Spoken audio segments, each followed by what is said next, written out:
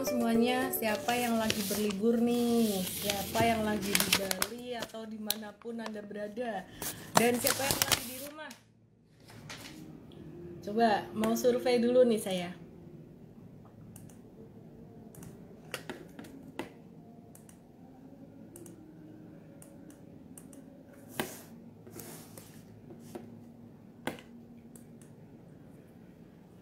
Oke. Suaranya nggak ada, masa sih? Ada nggak suara saya? Masa suaranya nggak ada?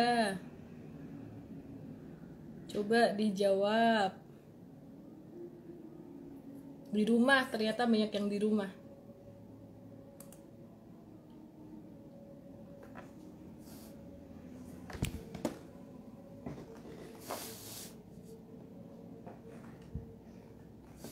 Malah habis liburan, ada yang lagi habis liburan. Oke, ada ya suaranya ya. Ada Dokter Chang. Halo Dokter Chang, apa kabar Dokter Chang? Akhirnya nonton juga nih. Oke. Teman-teman semuanya, sebelum kita ngobrol dengan Provindo Sekuritas, saya mau update dulu tentang IHSG. Dan juga ada hal menarik lagi nih yang saya pengen update buat teman-teman semuanya, yaitu tentang, bentar ya, aku sambil nyalain Instagram yang lainnya. Ya, yaitu tentang Donald Trump ya. Jadi beberapa waktu yang lalu sempat disebutkan bahwa Donald Trump itu nggak setuju dengan stimulus dan membuat investor tuh khawatir kalau stimulus nggak keluar gimana. Anyway, sebenarnya kalau ganti presiden Joe Biden pasti akan kasih stimulus gitu. Kemudian beberapa hari kemarin itu juga ada sentimen negatif tentang mutasi dari virus COVID-19. Namun ternyata Donald Trump sendiri dia udah menandatangani, akhirnya sudah setuju untuk menandatangani Undang-Undang Anggaran Negara 2,3 triliun US dollar yang berisi bantuan COVID-19 sebesar 900 miliar US dollar. Dan itu yang menjadi satu sentimen positif banget buat market ya. Dan IHSG seperti yang kita udah antisipasi dalam seminar online diskon Vagansa hari Sabtu kemarin, hari ini tuh mengalami penguatan. Namun kalau saya perhatikan dalam beberapa hari ke depan, IHSG akan masih bergerak zigzag. Bergerak zigzag tuh bergerak terkonsolidasi antara range supportnya 5930 sampai resistennya 6170 ya. Jadi 5930 sampai 6170. Kalau saya buletin sih 5900 dan 6200 itu support dan resistennya. Kemudian saya melihat untuk dalam jangka menengah itu beberapa bulan ke depan, selain sektor konstruksi dan properti yang terdampak positif oleh Omnibus Law dan juga oleh SWF, saya melihat sektor komoditas ini sangat menarik sekali. Jadi yang trade tadi ada beli beberapa saham dari komoditas, diantaranya saham batu bara PTBA yang kita memang udah bahas dari Sabtu kemarin juga ya. Kemudian selain itu ada saham Antam atau aneka tambang. Hari ini tadi kita ada buy on weakness juga. Kemudian ada saham Inco atau Phil Indonesia, tadi kita ada buy on weakness, dan juga Tins. Nah, bagaimana update selengkapnya tentang strategi trading dan investasi dari saham-saham komoditas ini nanti saya akan bahas secara teknikal. Namun sebelumnya saya akan undang Ibu Yuliana, tim riset dari Provindo Sekuritas. Saya akan invite beliau ya.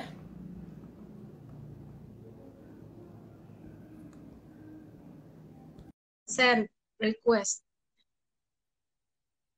Gak ada gambarnya. Masa sih? Ada nih. Halo teman-teman semuanya yang di Facebook, yang di YouTube, dan yang di... Halo, selamat malam. Halo, selamat malam Bu Yuliana. Apa kabar? Malam. Baik, terima kasih. Apa kabar juga, Miss Ellen? Baik Bu, suaranya kecil banget ya? Atau sebentar HP saya nih yang oke ya, benar. Coba ngomong lagi Bu. Jelas?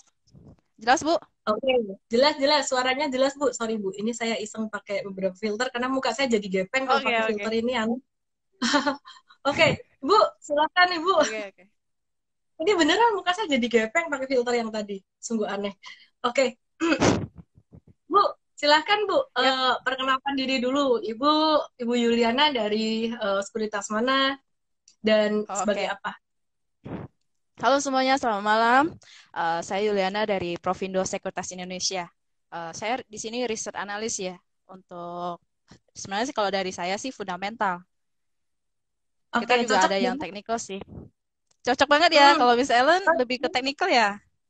Iya, cuman aku sekarang juga senang bahas fundamental karena story 2020-2021 ini menarik banget gitu. Jadi saya sempat dalam satu seminar tuh bersama dengan Provindo. Saya lihat, wah, Ibu Yuliana di situ ikut mengisi. Ini view-viewnya kok menarik banget, terus saya ajak nge-live gitu. Iya, Oke, iya, iya, oke. pardon my filter yang agak-agak alay di Instagram ya, karena yang tadi muka jadi gepeng gitu.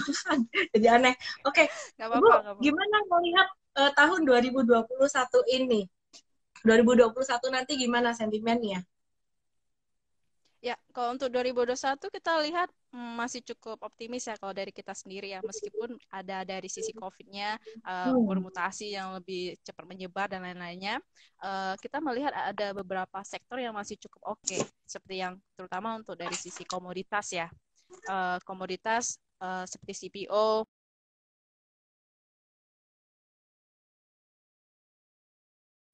Suaranya putus-putus, Bu. Cek, sorry, sorry, sebentar.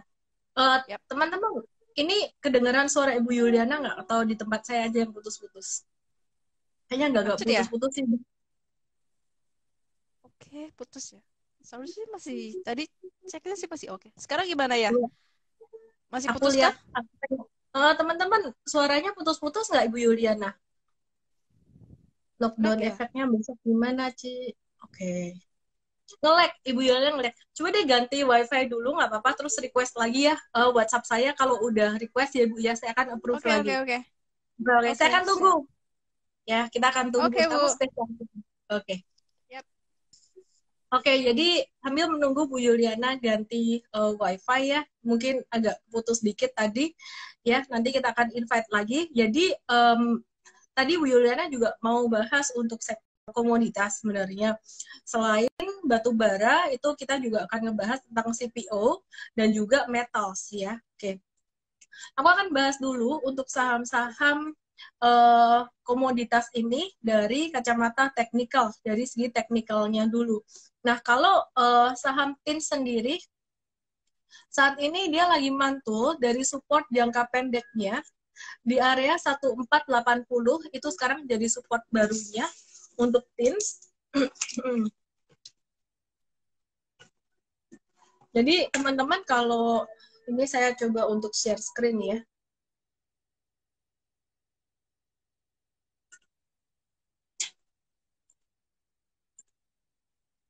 sambil nunggu Ibu Yuliana.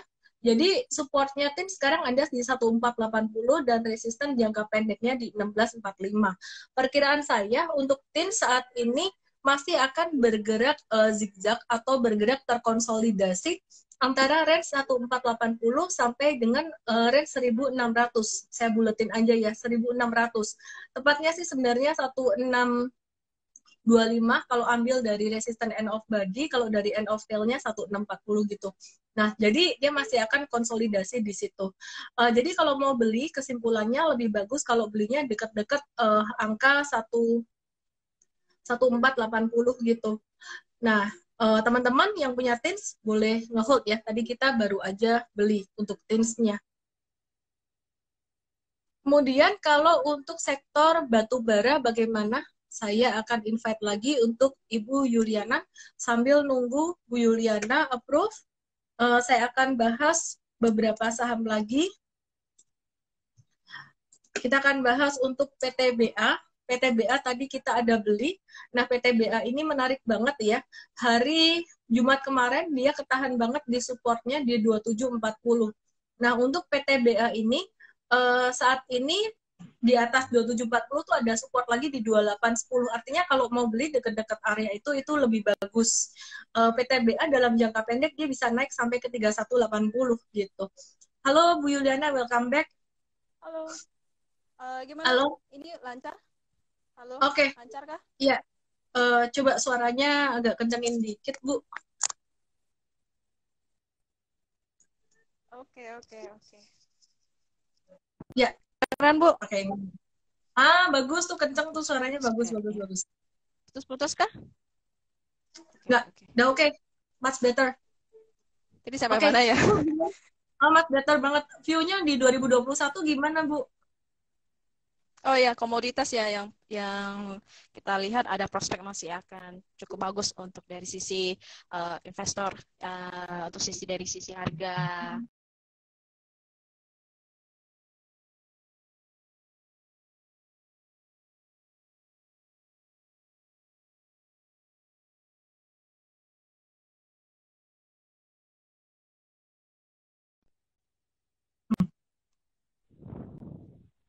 Halo, masih putus ya, Oh ya, Bu? ya, lanjut, lanjut. Ya, oke.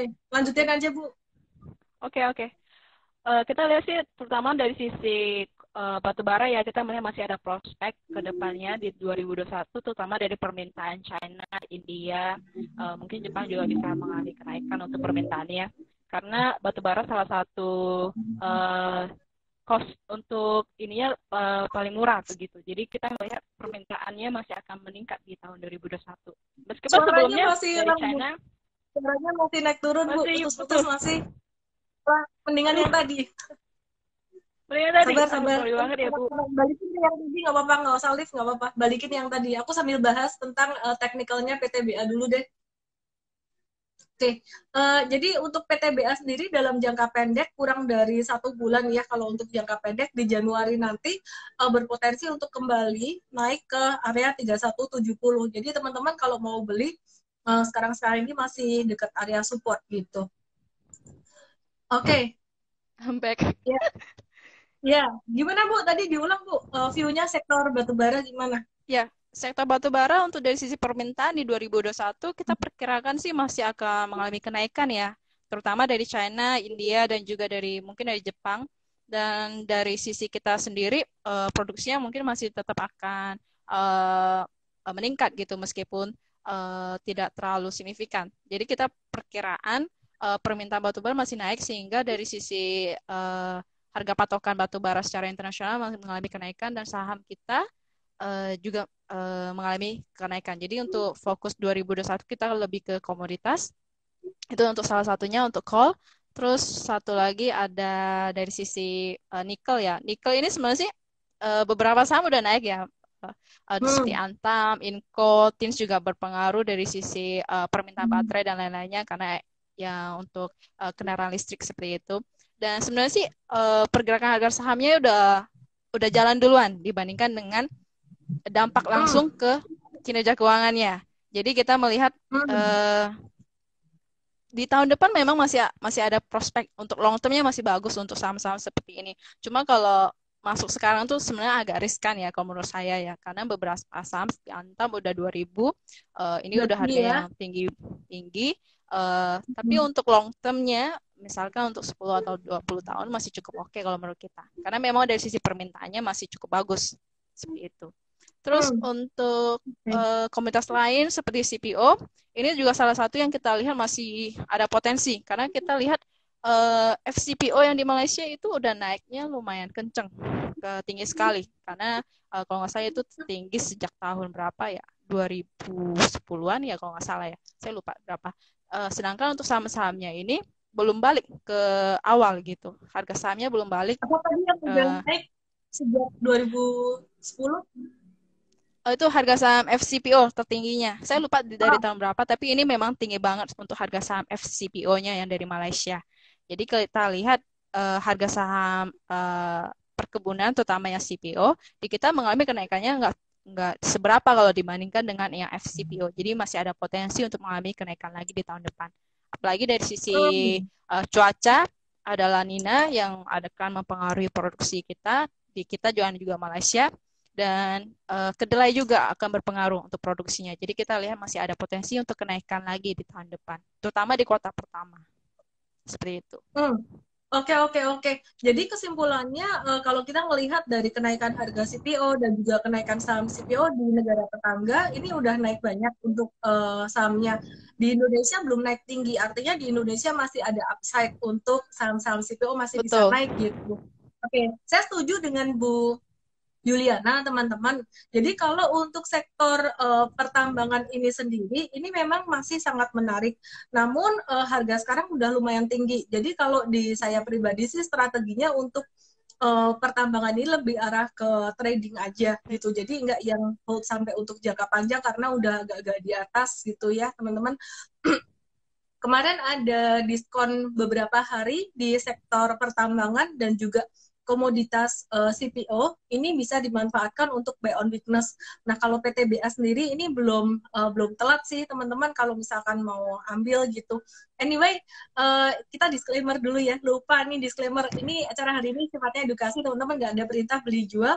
Jadi kalau cuan ya dinikmati sendiri, kalau ada risiko diantisipasi sendiri. Saya saat ini sedang live di Instagram @LMB_official. Teman-teman yang ada di YouTube dan juga di Facebook, kalau mau ngelihat narasumber kita suara lebih jelas, gambar tentunya juga kelihatan, langsung aja ke Instagram @LMB_official. Oke Bu, kalau bicara tentang saham dari sektor batu bara sendiri, Ibu sukanya apa? Emiten apa? Harum. Dari Harum kalau nggak salah di hari ini ada berita kalau dari laporan keuangan dia mengalami kenaikan yang cukup tinggi ya. Karena kita lihat Harum memang masih ada potensi untuk dari sisi apa?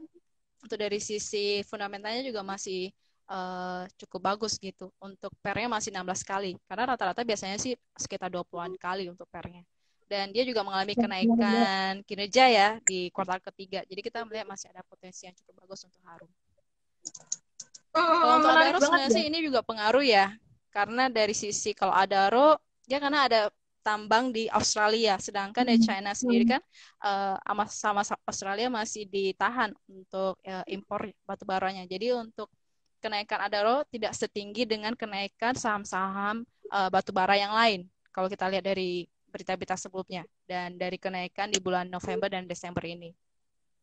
Terus untuk saham PTBA kita juga masih melihat ini cukup bagus ya, karena pertama dari sisi dividen tinggi sekali, dari sisi dividen payout ratio-nya, dan juga yield-nya juga lumayan tinggi. Sorry, apa kemarin 2020 ya. Putus PTBA apa yang tinggi di awal tadi? Dividen yield-nya tinggi. Kemarin itu sampai 16% kalau nggak salah ya, untuk dari sisi dividen yield-nya.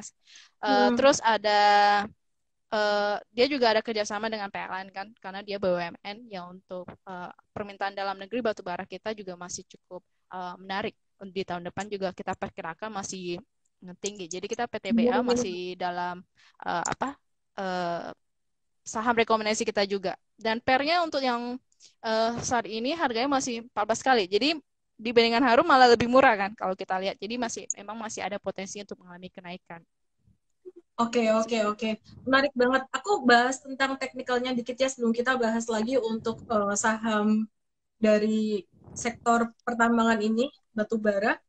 Oke, teman-teman, kalau bicara tentang Harum, saham ini dia geraknya lebih ringan daripada batu bara. Daripada PTBA dan juga Adaro. Ya, likuiditas dia juga lebih kecil sih gitu. Jadi hari Jumat kemarin Mtrade ini ada beli untuk Harum ya, kita ada beli, cuman maksimal buy-nya udah lewat di angka 30-80, yang masih dalam range beli itu PTBA. Nah, kalau Harum ini dia lebih ringan gerakannya, lebih gampang auto reject atas gitu. Tapi saham-saham yang gampang auto reject atas juga teman-teman harus hati-hati, siap juga kalau seandainya dia auto reject bawah gitu. Ya, jadi gerakannya memang lebih volatile. Harum ini juga menarik, kayaknya dia juga ada di nikel dan juga koper juga ya, jadi nggak cuman batu bara doang. Betul. Jadi kita masih memprediksikan di tahun depan masih cukup oke kalau untuk Harum. Oke.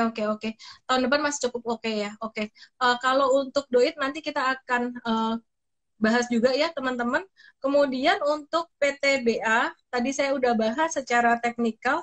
Untuk Adaro, oke, Adaro sendiri kita kena pembatasan risiko pada tanggal 21 Desember kemarin, cuman ini juga dia mantul dari area supportnya. Untuk Adaro sekarang dia lagi bergerak dalam range 1465 sampai 1580. Jadi kalau saya perhatikan Adaro dia bakalan bergerak bakalan bergerak konsolidasi dulu nih, bakalan zigzag dulu. Gerakannya akan lebih cepat untuk saham-saham metals. Oke, mau bahas fundamental saham apa lagi, Bu? Mungkin untuk yang Deketin CPO coba. ya, karena kan tadi kan ada bahas yang soal CPO ya, ada beberapa saham pilihan kita. Kalau batu bara kayak ITMG, kemudian Oh, kontraktor batu masih. bara, UNTR, Duit. Nah, itu mungkin coba dibahas juga, Bu. Oke. Karena Kalau banyak penasaran juga tuh dengan indie juga gitu. oke oke. Untuk UNTR kalau kita ngomong kalau batu bara naik dan dari sisi pertambangannya bagus, biasanya dia akan mengalami kenaikan kinerja juga. Jadi Hmm. ini juga menjadi salah satu saham pilihan juga sih sebenarnya sih. Karena UNTR sebenarnya sih masuk ke sektor yang trade ya, karena dia jual beli alat berat. Dan untuk fair value-nya sih kalau dari kita masih bisa sampai ke 35 ribuan. Jadi masih Hmm. cukup potensial untuk ONTR. Dan ini kan sebenarnya sejalan dengan potensi batu bara di tahun 2021. Jadi masih cukup bagus untuk fundamentalnya. Hmm, hmm. Jadi Terus kalau untuk hmm, aku ya, tambahin dikit ya. Untuk UNTR teman-teman supportnya ada di angka 26.000, resistennya ada di angka 28.300. Jumat kemarin sempat breaking down dari support 26.000, cuma terus mantul lagi sorenya ya. Jadi untuk UNTR ini masih potensial dan dia juga pasti akan bergerak zigzag itu dalam jangka pendek, masih konsolidatif. Saya juga setuju dengan view dari Bu Yuliana. Di tahun 2021 nanti demand akan sangat meningkat sekali untuk China dalam industrinya ya, manufakturnya sangat berkembang sekali dan khususnya di akhir tahun ini dan kuartal 1 itu China butuh banyak banget batu bara tuh.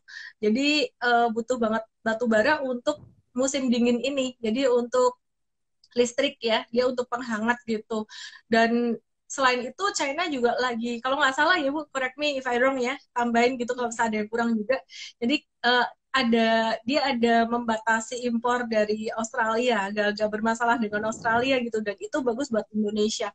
India juga sekarang lagi ekonominya membaik secara manufaktur, jadi permintaan batu bara ke Indonesia juga bagus. Dan United Tractors ini dia ada main di alat berat juga, produksi alat berat, dan itu bagus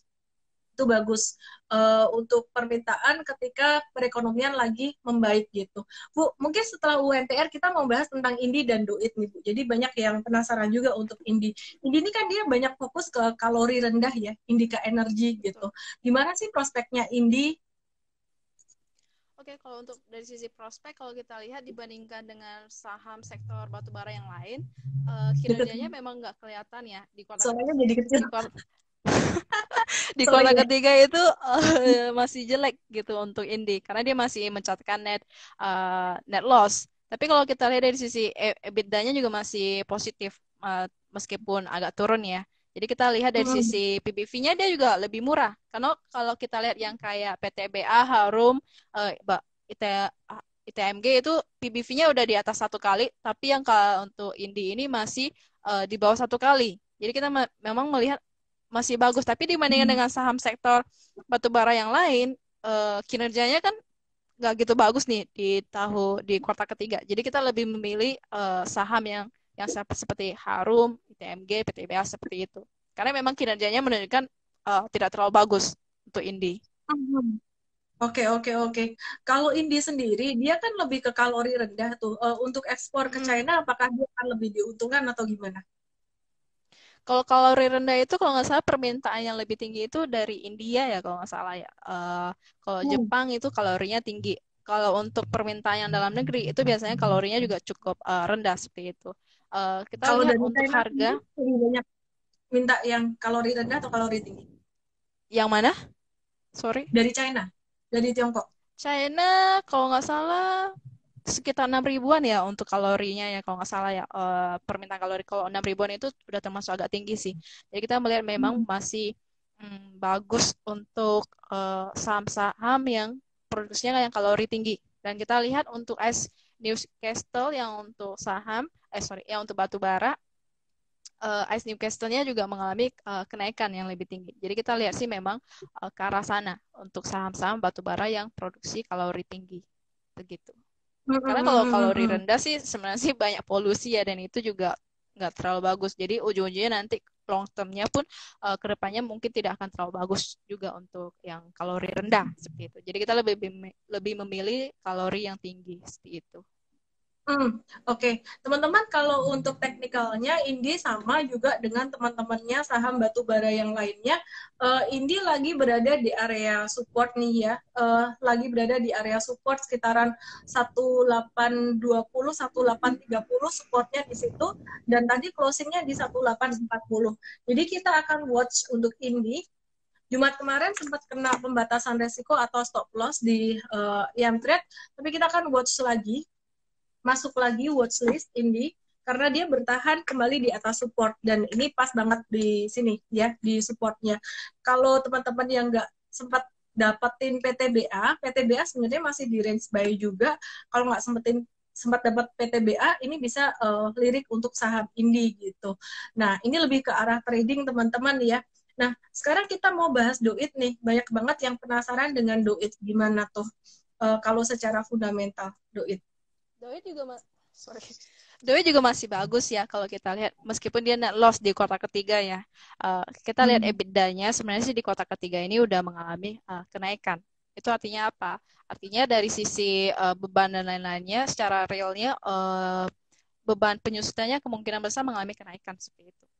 Jadi makanya untuk net profit-nya turun tinggi seperti itu. Dan dari sisi BBV dia masih 0,78 kali. Jadi menurut kita sih juga masih cukup murah. Apalagi kalau kita lihat di tahun depan batubara kemungkinan akan naik. Jadi otomatis dari sisi produksi ataupun dari sisi volume penjualannya si Doi juga kemungkinan besar juga akan mengalami kenaikan. Jadi untuk kinerjanya akan mengikuti itu dan mengalami positif lagi untuk kinerjanya. Seperti itu.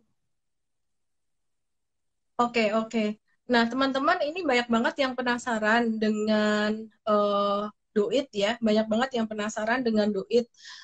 Beberapa nggak mau melakukan pembatasan risiko meskipun dia udah breakdown dari supportnya pada Jumat lalu. Jumat lalu breakdown dari support 408. Sebenarnya kalau misalkan teman-teman view-nya trading jangka pendek, ini mestinya sih batasi resiko dulu.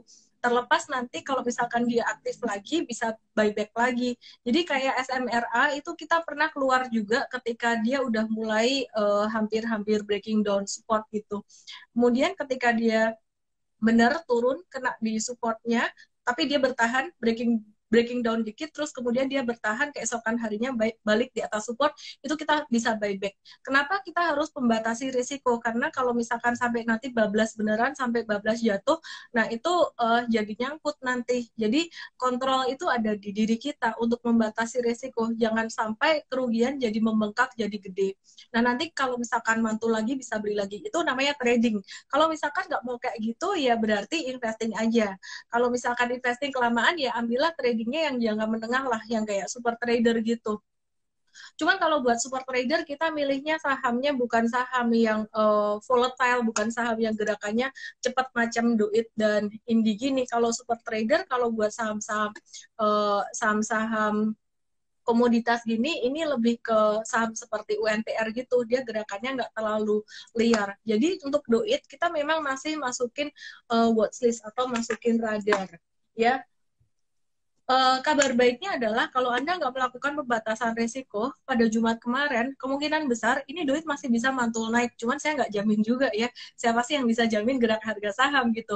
Karena kita ngelihat tren fundamental. Kita ngelihat tren fundamental di 2021, nanti permintaan untuk batu bara dan juga komoditas yang lain masih bisa naik ya. Jadi jangka menengah beberapa bulan ke depan arahnya masih naik. Cuman kalau jangka pendek Doitnya sampai diseret turun sampai ke 360, ya pasti Anda yang short term trader punya modal atas deg-degan juga tuh. Makanya kemarin juga kita batasi dulu risikonya gitu. Oke, itu strategi tradingnya kalau buat Doit. Jadi sekarang resistennya ada di 408, itu bekas supportnya yang dijebol kemarin ya. Kita akan wait and see, kalau dia balik positif lagi kita bakalan buyback gitu. Contohnya kayak di SNG ya, di SNG ini masih satu sektor yang kita bahas ya. CPO ya, CPO di SNG ini kita sempat kena pembatasan risiko beberapa hari kemarin. Hari ini tadi kita buyback untuk di SNG-nya karena dia kembali ke trennya yang lumayan oke gitu. Jadi sempat breaking down tapi nggak jadi bablas downtrend. Makanya pas dia balik lagi, kita buyback lagi, better kayak gitu daripada keseret turun. Karena trader kan modalnya di atas. Beda dengan investor, kalau investasi modalnya di bawah banget. Tapi investasi harus sabar ngehold lamaan gitu. Oke, Bu, Yap. untuk sektor batu bara masih ada lagi kah yang mau dibahas? Oh, Kalau udah sih. bisa nggak, kita mau ke CPO. Udah sih, Bu. Oke, coba kalau untuk CPO sendiri, Ibu gimana view-nya? Kalau CPO kita lebih ke arah pilihan saham kita ada ALI sama LSIP ya. Dua saham itu yang lebih dari sisi pergerakan fundamentalnya kinerja keuangannya lebih stabil. Kalau saham-saham yang lain karena dari sisi DER-nya tinggi, jadi untuk marginnya itu sangat berpengaruh juga pada saat misalkan harga CPO-nya itu lebih volatile, dia akan lebih banyak terpengaruh. Jadi untuk long term, karena kan saya fundamental yang lebih ke arah long term-nya ya, itu lebih ke Benar-benar memilih saham setuju. yang DER-nya itu yang lebih kecil seperti itu. Karena Ali dan LSIP kinerjanya masih bagus dan juga apa PBV-nya juga masih rendah, jadi kita masih memilih saham dua itu. Dan DER-nya sih yang terutama masih cukup rendah, terutama untuk LSIP ya.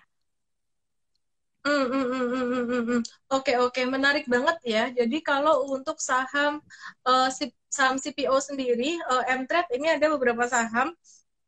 Salah satunya Ali, itu kita juga ada nge-hold juga ya untuk Ali, dan buat kemarin kita nggak jual Ali meskipun dia agak breakdown dikit, tapi masih bertahan. Gerakan Ali ini beda dengan CPO-CPO yang lain. Jadi kalau untuk kita buyback today ya, kita buyback today. Berarti dia kena stop loss Jumat kemarin. Sorry, saya salah baca, yang saya baca yang lain. Nah, jadi kalau teman-teman perhatikan untuk Ali ini sendiri, dia gerakannya nggak seliar saham-saham CPO yang lainnya. Contohnya seperti SIMP, DSMG, dan lainnya. Dan hari ini Ali kembali bouncing back, naik lagi, mantul itu dengan volume transaksi yang lumayan tinggi juga, oke. Dan breakout-nya pada tanggal 27, 30 November kemarin, pada tanggal 27 dan juga 30 November, itu breakout-nya dengan volume yang tinggi. Sekarang supportnya Ali ada di level 11.375, kemudian resistennya ada di 12.400. Perkiraan saya Ali bakalan breakout dalam jangka waktu dekat ini ya, di bulan Januari nanti. Syukur-syukur sisa 2 hari perdagangan dia bisa breakout. Saya ngelihatnya sih Ali bagus banget. Buat teman-teman yang profil resikonya suka deg-degan, takut dengan fluktuasi market, untuk CPO lirik Ali aja deh gitu. Oke, kita ke LSIP, Bu. Gimana LSIP? Ya, LSIP juga sama ya. Kalau kita lihat DER-nya itu hanya 0,2 kali ya.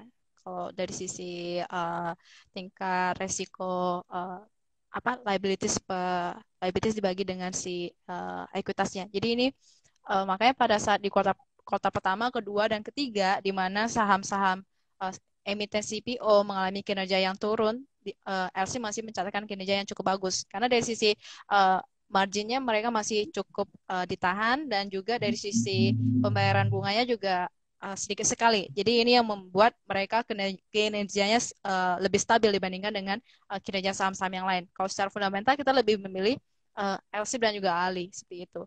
Kalau untuk teknikalnya mungkin kurang ya.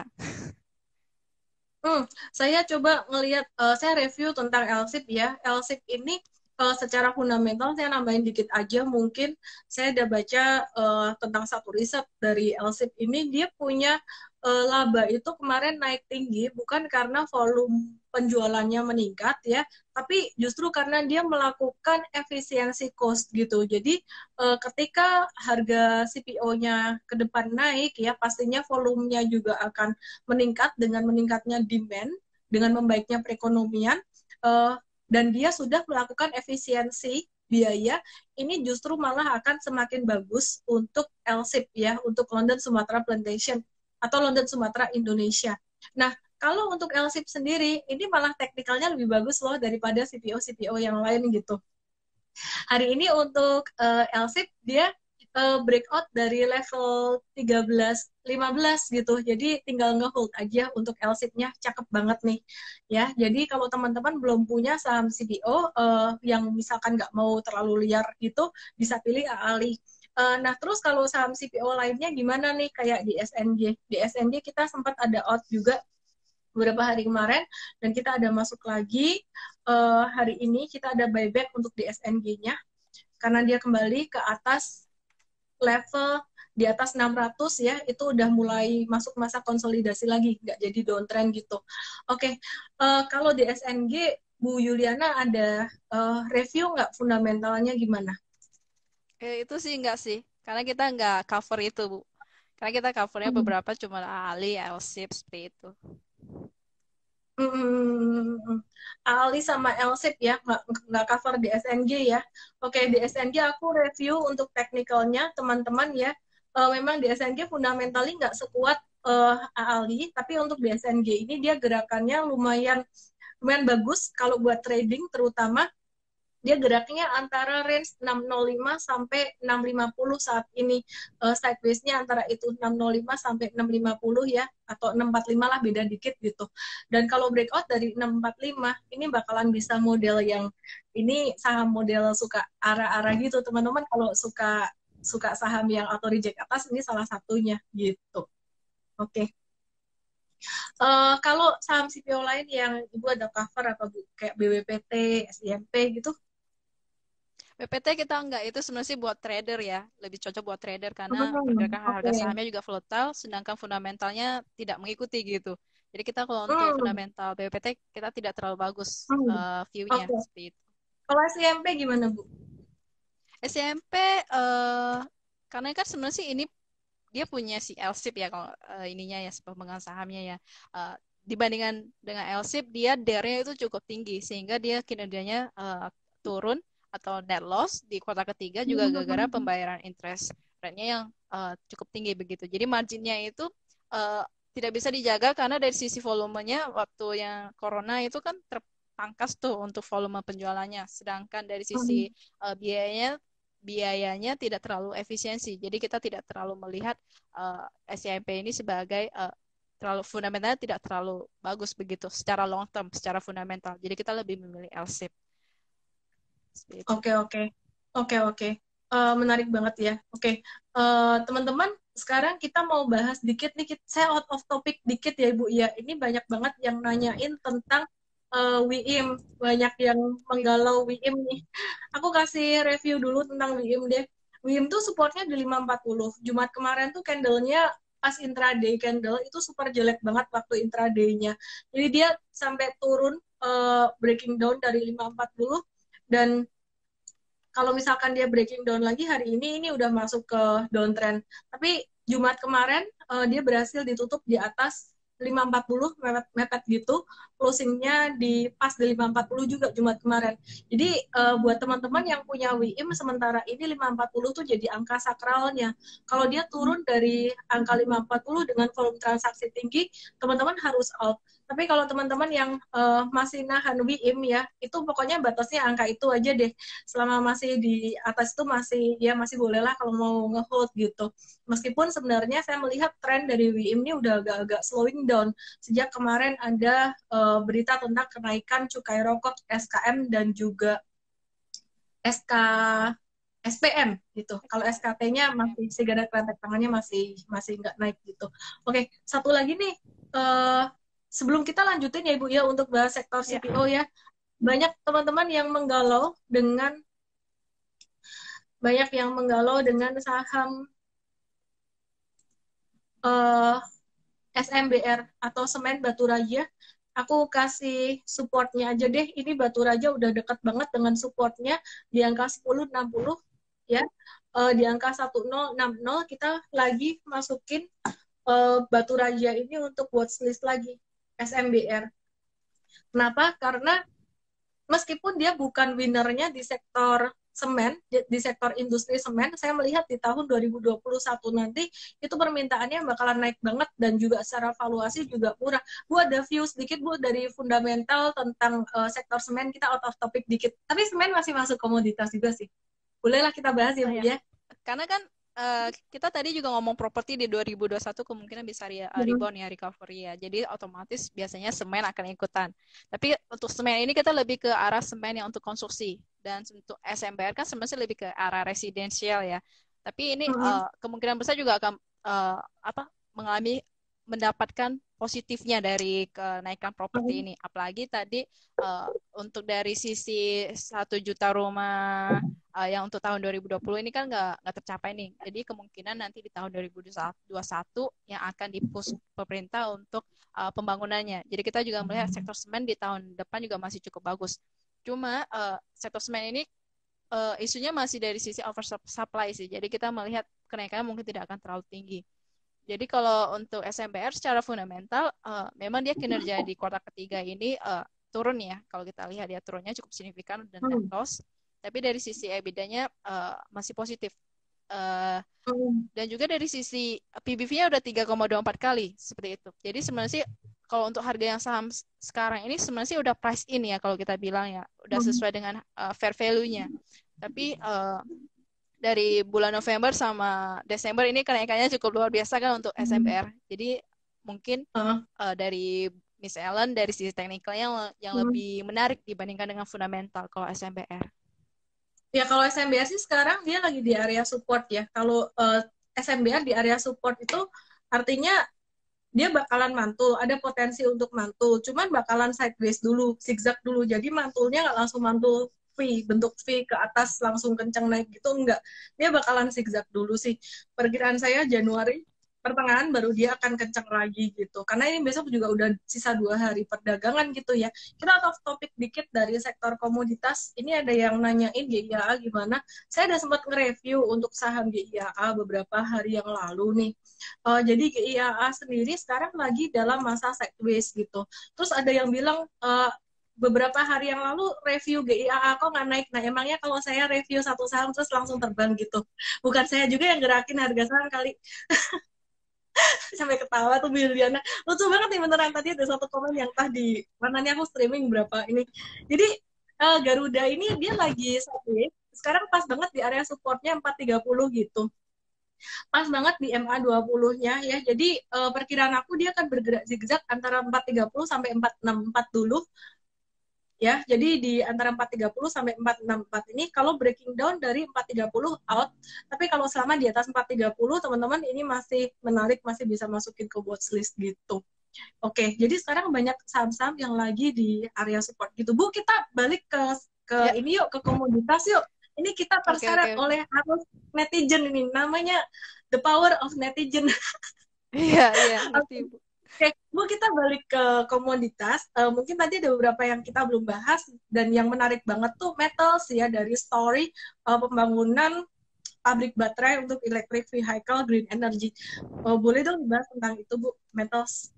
Oh ya, ya untuk pembangunan kayak pabrik baterai seperti yang Tesla nanti kan akan masuk nih. Selain Tesla kan juga ada dari Korea dan China mungkin juga akan masuk. Saya rasa sih kalau China untuk dari sisi tambang nikelnya itu dia nggak akan terlalu ini, karena yang dari sisi yang sekarang market share-nya itu adalah IMIP ya. IMIP itu punyanya si Tsingshan. Tsingshan itu kan punya China. Dan juga kalau nggak salah dia juga kemungkinan besar akan meningkatkan produksi. Jadi dari sisi China sih kita lihat permintaan nikel ini tidak akan terlalu banyak berpengaruh terhadap misalnya Antam ataupun si Inco seperti itu. Karena dia sendiri sebenarnya udah ada di Sulawesi dan itu yang terbesar di Indonesia seperti itu.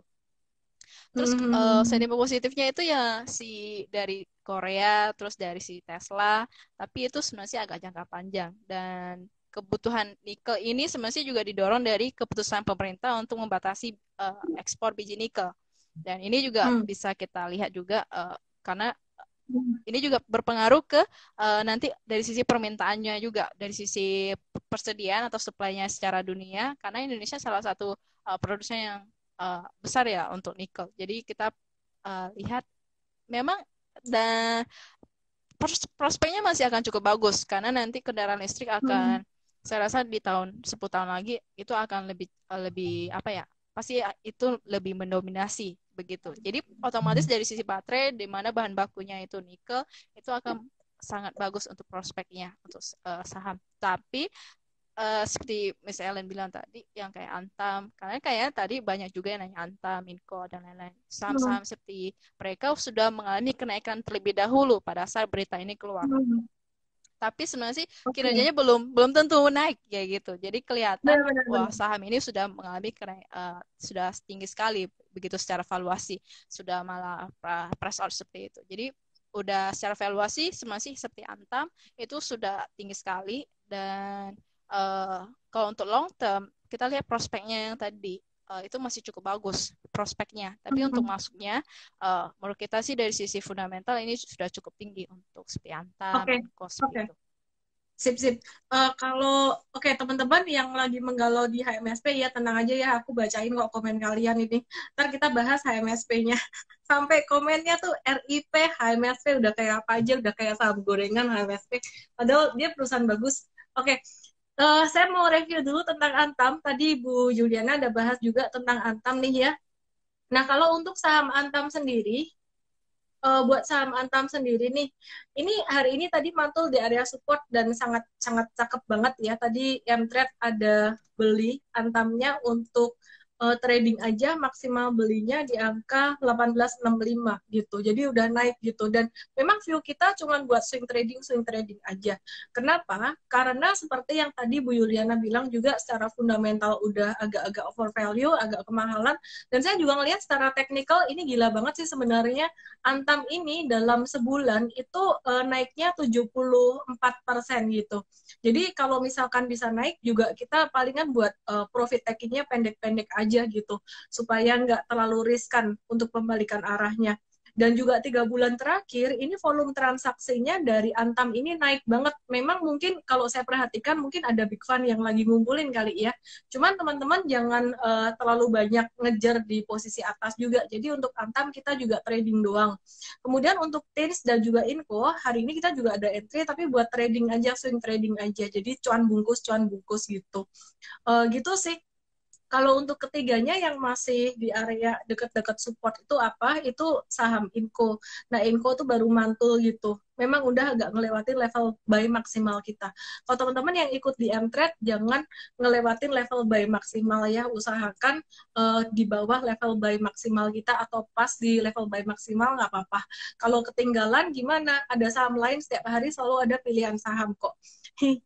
Ada yang REIT, HMSP, ada yang buy-buy ISAT. Nah, oke, komentarnya lucu-lucu sekali. Tenang, teman-teman semuanya, wahai netizen, kita akan bahas HMSP. Ya, HMSP ini secara fundamental, sampai Bu Iliana sampai senyum-senyum terus tuh. Nggak terbiasa lihat nih ya Bu ya, komennya lucu-lucu. Sama aja sih sama nasabah kita, hampir sama. Oke, deketin dong, deketin Bu. Jadi, HMSP ini memang nggak apa. HMSP itu memang secara fundamental ya, ini terdampak banget dengan cukai rokok yang kemarin naik gitu. Mungkin earnings-nya di tahun 2021 nggak akan setinggi jika cukai rokok nggak naik. Tapi teman-teman, aku cuma mau kasih update aja, secara teknikal, ini HMSP tuh udah dekat support banget, sejelek-jeleknya banget tuh mentok di 1400, dan kemungkinannya kecil dia balik ke 1400. Kenapa? Beberapa hari ini HMSP turunnya 3 hari terakhir, turunnya tuh udah dengan volume yang sangat kecil banget gitu, ketahan di supportnya di 1500, support kuatnya gitu. Nah, jadi menurut saya sih teman-teman yang di HMSP udah nggak usah terlalu khawatir berlebihan. Saya cuma ingat kata Sir John Templeton bahwa the bull market born on pessimism. Justru teman-teman yang mau simpan buat beberapa bulan ke depan, cari saham yang masih murah banget valuasinya itu, HMSP dan GGRM ini. Meskipun saya nggak bisa bilang dua saham ini bakalan return-nya, upside-nya bakalan setinggi view sebelum ini ya, sebelum cukai naik. Mungkin kalau sebelum cukai naik di tahun 2021, view saya dia bisa sampai 3.100-an. Tapi setelah itu di 2021 palingan view-nya naik tuh sampai sekitar 2.600-an gitu. Oke, itu untuk HMSP, GGRM juga kira-kira sama lah. Kalau dari Bu Yuliana gimana, Bu? Saya sih lebih memilih WIM dan juga GGRM ya, karena HMSP secara fundamental lagi itu terlalu lebih tinggi dibandingkan yang industrinya.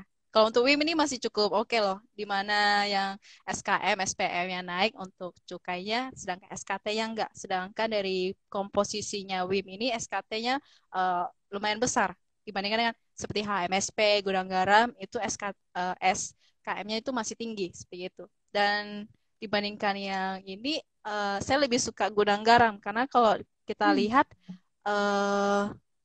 fundamentalnya dia masih lebih bagus gitu dibandingkan dengan HMSP. Kalau secara valuasi ya Bu ya, kalau mungkin teknikalnya kita lihat juga Benar.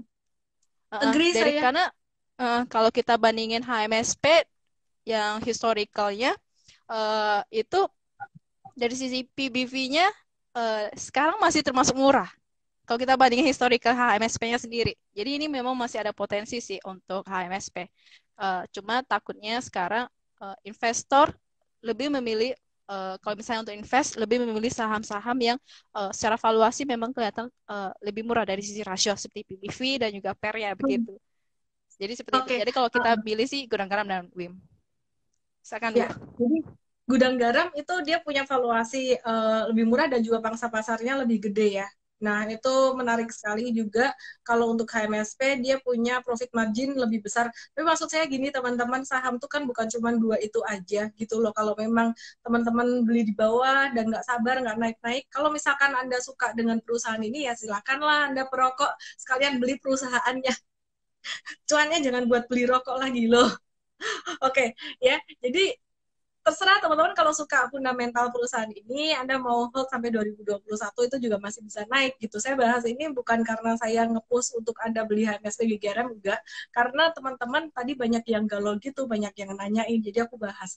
Kita balik lagi ke CPO, kita balik lagi ke komoditas deh Bu. Ini kita terseret arus netizen. Sekali lagi, kita mau bahas untuk migas sekarang, gimana tentang minyak Bu? Oil. Kalau minyak sih ya sebenarnya sih untuk sekarang ini masih pengaruh dari sisi produksi. Produksinya ditahan untuk pemangkasan produksinya dan lebih ke arah produksi ya, supply-nya ya, bukan dari sisi demand-nya. Jadi untuk minyak kita view-nya sih masih netral untuk view secara permintaan dan supply untuk minyak. Untuk ke pengaruhnya ke emiten migas, kita juga melihat biasanya untuk emiten migas itu akan korelasinya positif dengan harga minyak. Jadi view kita juga tidak terlalu bagus begitu untuk secara fundamental di tahun 2021. Karena dari tahun 2015 ya, 17 ya kalau nggak salah ya, kan harga minyak tuh turun tuh karena dari sisi permintaannya memang turun seperti itu. Jadi dari mereka hanya menjaga harga dari sisi produksi, cut produksi lah, inilah. Jadi kita melihat memang tidak terlalu bagus karena bukan dari sisi permintaan, tapi melainkan dari sisi cut produksi. Jadi kita belum melihat ada potensi untuk kenaikan yang lebih lanjut untuk harga minyak seperti itu. Oke. Kalau untuk saham ini sendiri nih, saham-saham, bentar ya.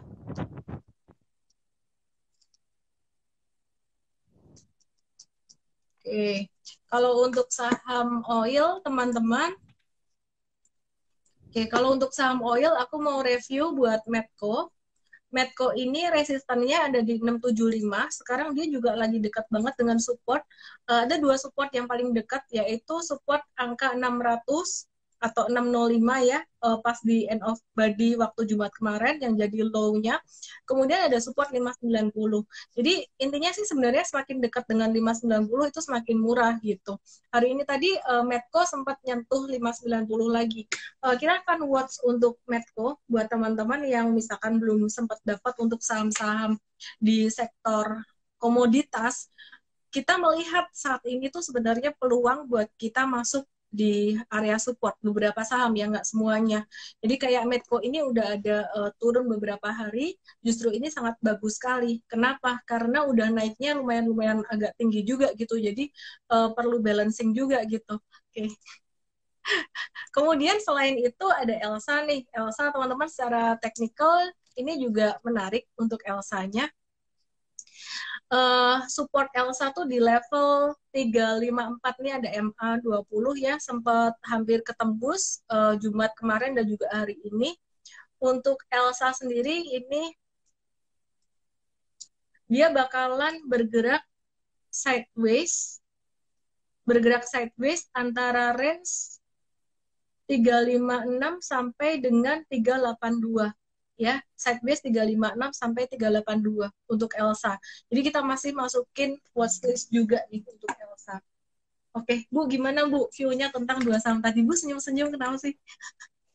Karena ngeliat komennya lucu-lucu. Oh iya ya, Lihat emang komennya emang lucu-lucu. lucu-lucu, Bu. Tolong kuatkan ini Bu, kuatkan iman Bu. Ini netizen komennya lucu-lucu Bu. Lihat Ibu senyum Iya, nanti iya, malah iya. komennya lucu-lucu. Bu, lepaskan Bu, ketawa aja. Hahaha gitu.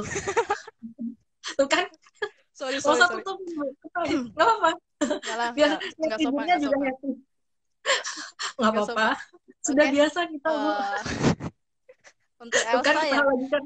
Elsa fundamental valuasinya itu masih murah ya. Kalau kita lihat pairnya masih 10 kali, untuk PBV-nya masih 0,7 kali. Jadi masih cukup menarik begitu kalau secara fundamental. Kalau dari sisi fair value kemungkinan masih bisa berada di sekitar level 400-an sih. Udah hampir mau price in sih kalau kita lihat. Tapi kita melihat dari sisi pair dan juga PBV itu masih cukup bagus kalau di sektor yang minyak dan gas untuk Elsa. Medco juga seperti itu ya, meskipun dari sisi kinerja yang kuartal ketiga ini kurang bagus, tapi kita melihat dari sisi EBITDA penurunannya tidak terlalu signifikan.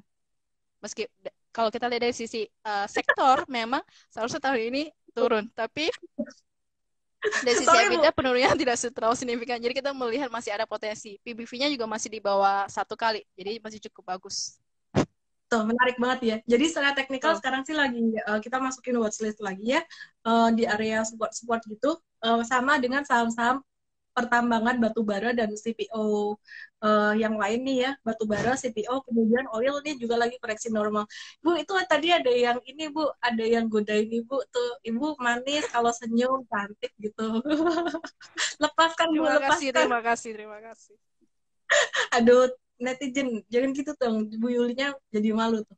Oke. Yap. Oke, kita mau bahas untuk pegas nih sekarang. Kan minyak udah ya, kita mau bahas untuk gasnya gitu. Gimana Bu? Saya dulu ya. Oke, kalau Silakan. untuk pegas, sebenarnya harga sekarang tuh udah price in ya Bu ya. Kalau kita dari konsensus sekitar 1.800. Karena memang kinerjanya untuk yang kota ketiga juga tidak terlalu bagus. Tapi untuk fair value yang mungkin next targetnya itu bisa ke 2.000. Karena untuk PBV-nya masih murah, masih 0,88 kali. Tapi kalau kita lihat pairnya ini yang tinggi. Seperti itu. Jadi kita melihat secara book value masih oke, tapi dari secara kinerja itu kurang oke. Makanya untuk harganya masih udah price in untuk harga yang sekarang seperti itu. Kalau Ibu lihat, kan ini aku ada ngelihat satu emiten yang menarik lagi ya. Besok tuh saya mau nge-live dengan beliau, owner atau CEO ya dari emiten ini, Pak Haryanto Rahmat. Ya, aku lupa nama lengkapnya. Ya, dari Samator atau Aneka Gas Industry. Oh. Ini prospeknya gimana ya? Dia kayaknya ada bikin kayak semacam dry ice gitu buat COVID-19. Ini bakalan diuntungin nggak sih gitu? Untuk nanti distribusi AGI vaksin. ya? AGI.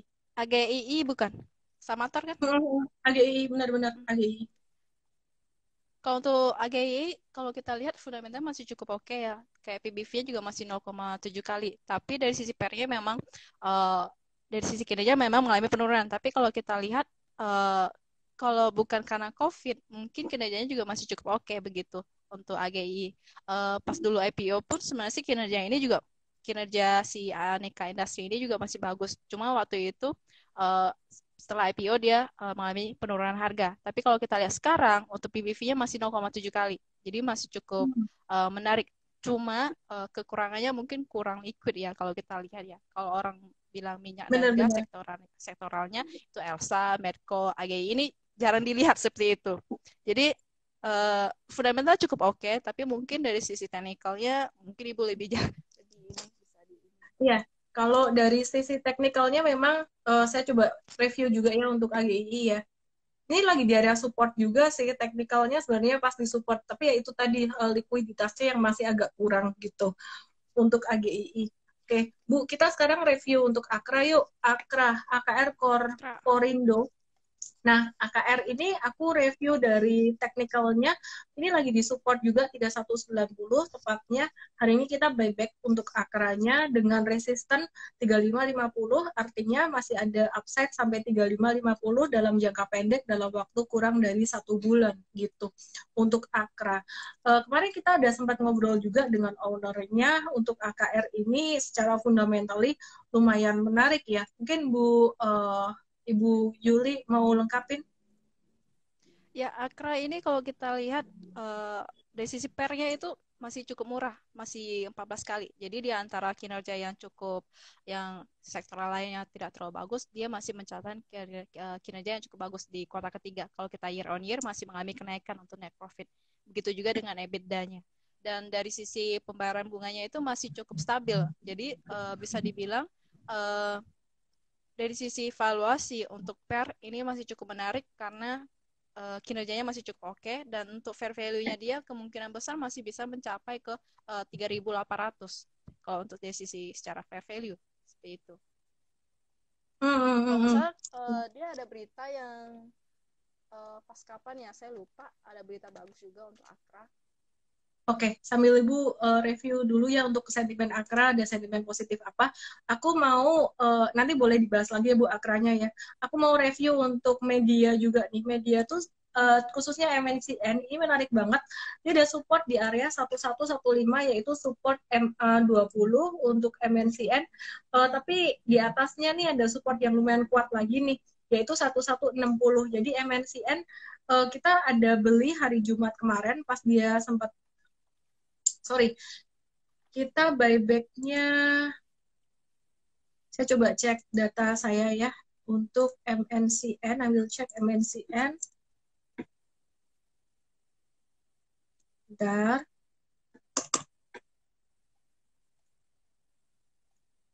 Oke, MNCN ini kita beli tanggal 23 Desember, ya masih di area support gitu. Sekarang pas di area support ya, masih menarik di area support.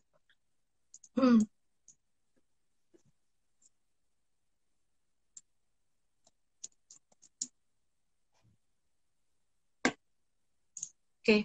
Terus kemudian selain itu ada BMTR. BMTR ini juga kalau MNCN upside-nya sampai 13.20 untuk jangka pendeknya. Kalau BMTR tunggu ya, saya lagi loading. BMTR tuh di level 300 supportnya, sekarang masih di area support juga tuh untuk BMTR-nya.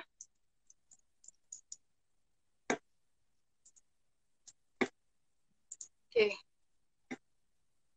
Masih nge-hold ya teman-teman ya, kalau punya BMTR dia bakalan sideways atau bergerak zigzag antara 300 sampai 322 gitu. Jadi masih menarik sih. Cuman kalau dari saya view-nya saya lebih prefer untuk sektor komoditas seperti batu bara, kemudian CPO dan juga minyak gitu. Bu Yuli, Ya. Bu Yuli happy banget gitu. Jangan baca komen dulu. Oke, Bu Yuli. Lucu-lucunya netizen. Ada yang mau dibahas lagi kah? Ya, itu mungkin tambahnya Akra tadi ya, karena kan dia ada kerjasama dengan Petronas ya, Petronas Chemical yang ini untuk membantu perusahaan baru. Jadi ini juga menjadi sentimen positif. Makanya yang Akra waktu beritanya keluar, besokannya dia mengalami kenaikan cukup tinggi ya. Jadi kita melihat untuk prospek kedepannya masih cukup bagus kalau untuk Akra. Oke. Menarik. Kita mau bahas satu saham komoditas yang kelupaan nih. Masih terkait metals, yaitu MDKA. View-nya Bu Yuli gimana kalau buat MDKA? MDKA. Sebentar. MDKA kalau dari sisi fundamental mungkin udah price ini ya Bu ya. Mungkin harganya juga udah agak tinggi begitu untuk yang secara valuasinya. Karena dari sisi PBV-nya udah 8 kali. Dan juga dari sisi PER-nya udah 51 kali. Ini cukup tinggi kalau kita lihat dari sisi sektoral maupun dari sisi secara umum ya. Udah lebih tinggi. Jadi kita tidak kasih rekomendasi sih kalau untuk MDKA. Oke, oke, oke, oke. Oke, sebentar ya. Saya coba review MDKA secara teknikal.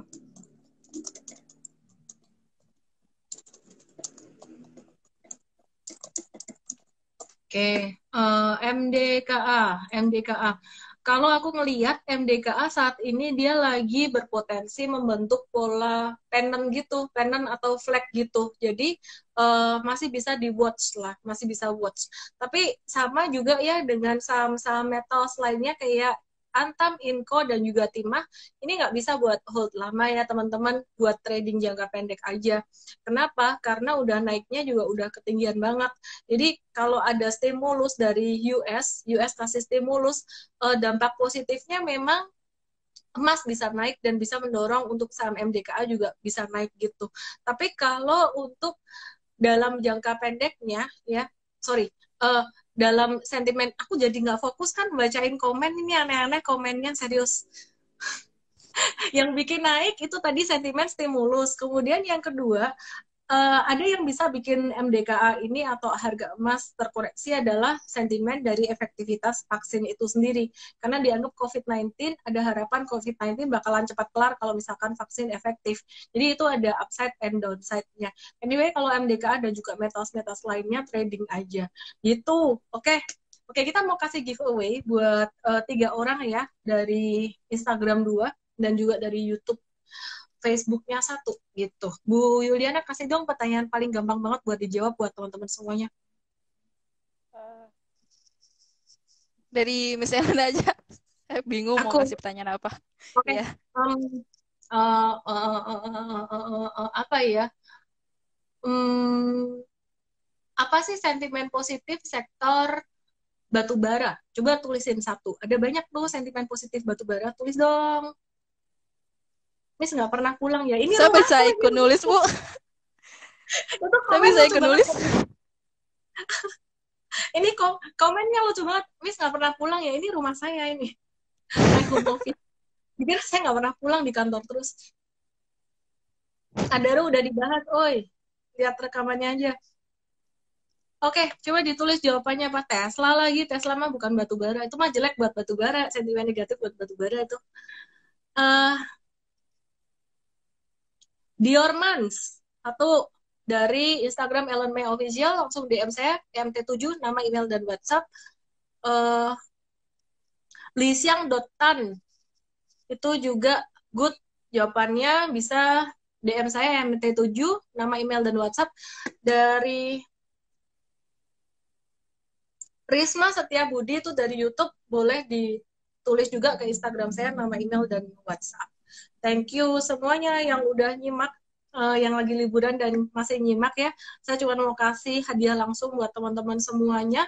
Yang teman-teman mau dapetin seminar online diskon Vaganza, hari Sabtu nanti aku masih kasih seminar. Tahun baru, iya tahun baru, emang kenapa gitu. Kita tetap mau cuan gitu ya. Jadi tanggal 2 Januari kita akan bahas tentang perencanaan portfolio persiapan buat 2021. Kode promonya hari ini Provindo. Langsung aja ke ellendesme.com/SODV dengan kode promo Provindo ditraktir sama Bu Yuli cantik. Langsung dapat gratis gitu. Oke ya. Oke, itu aja dari saya. Dari Bu Yuli ada closing statement? Enggak sih.